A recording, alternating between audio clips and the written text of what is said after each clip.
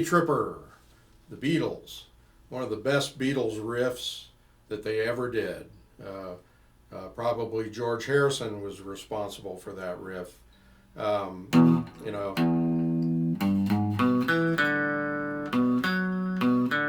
and it is tricky if you don't quite understand the rhythm. You can be 1/8 note off and not even realize it.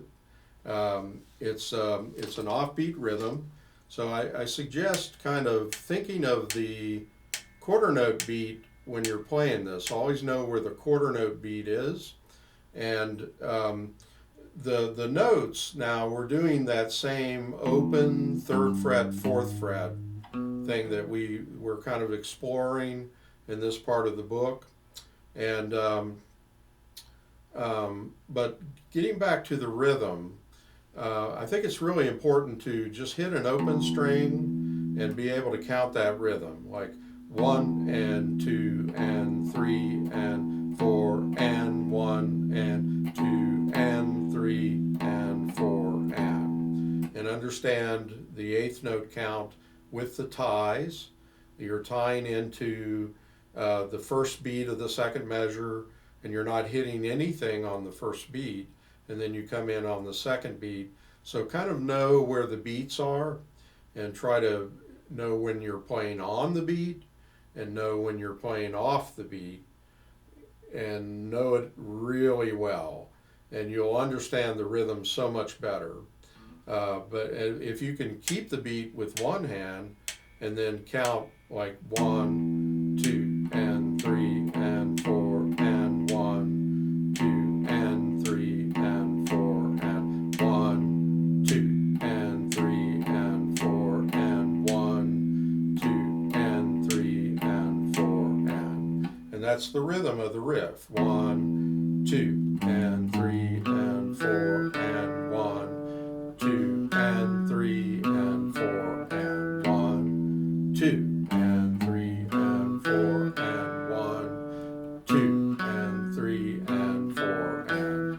So really important to understand the counting, and don't just wing it by ear, because I've heard so many people really mess up this riff, because one common problem, I'm just going to mention it, is tying into the next measure and thinking it's an 8th note to an 8th note tie.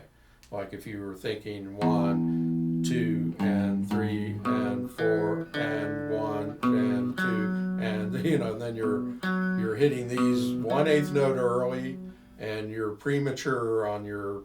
So it's like when you go 1, 2 and 3 and 4 and 1, 2 and 3.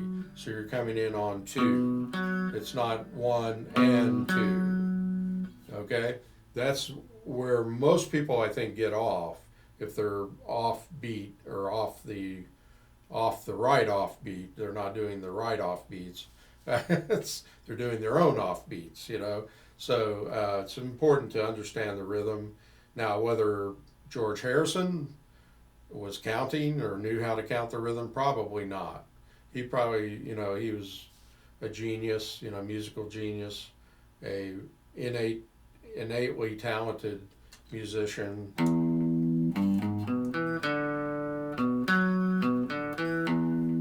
But you feel that beat, and throughout that song, if you listen to it, the Beatles' Day Tripper, you hear a tambourine just going ching, ching, ching, ching, right on the beat. So you want to feel a strong quarter note when you're playing it. 1, 2, 3, 4. 1, 2, 3, 4. 1, 2, 3, 4. 1, 2, 3, 4. See? So, and now when you get into the chords, again, we're doing this 3-note root 5th chord, and we're stopping the chords. We're hitting them short, not with the right hand. We're stopping them with releasing the pressure of the left hand. So you press, relax the pressure, and get a rhythm like that. On the 4th beat, I wouldn't try to relax the pressure because you're doing it like that. like 202 in the bass, and just let everything ring on that beat. So cut these.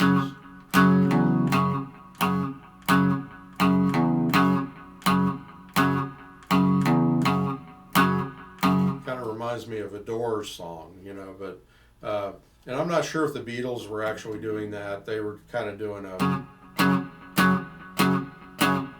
probably just straight cut off, but they did cut off the notes, and then when you go up into these chords, straight eighth notes, straight eighth notes.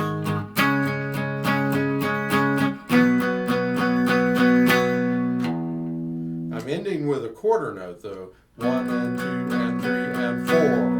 1, 2, 3, 4, 1. I kind of put a Latin ending on that. It's like a Santana ending, which I don't think the Beatles ended it that way, you know. We call that a stronger than dirt ending, and it reminds us of a detergent commercial. Stronger than dirt, you know. So that's not a Beatles ending, you know, just like with the Stones song, I did a cha-cha-cha ending. This is a stronger than dirt ending. And they come in handy, you know, when you don't know how to end a song, either do a cha-cha-cha or a stronger than dirt. You know, if you've been in the business as long as I have, you know exactly what I'm talking about.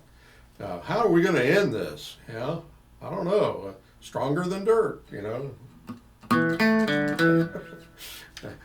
Otherwise, you're going to play it on for like 20 minutes, you know. So enjoy this song. It's a great riff. It's one of the greatest rock and roll riffs ever, you know, ever done, ever composed, you know. So Day Tripper, just have a lot of fun with that. Subscribe to John Hedger Guitar Studio. Like John Hedger Guitar Studio Facebook page. Thank you so much.